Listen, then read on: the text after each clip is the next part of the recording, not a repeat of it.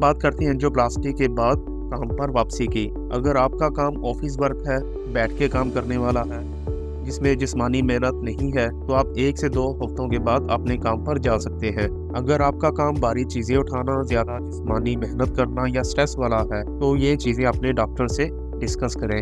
عام طور پر اس طرح کی جاب پر واپس جانے کے لیے 4 سے 6 ہفتے یا اس سے زیادہ انتظار کرنا پڑ سکتا ہے۔ کام پر واپس جانے کے بعد اپنی صحت کو ضرور مانیٹر کریں، خاص کر اگر سینے میں درد ہو، تھکاوٹ ہو یا سانس پھولے تو فوری طور پر اپنے ڈاکٹر سے رابطہ کریں۔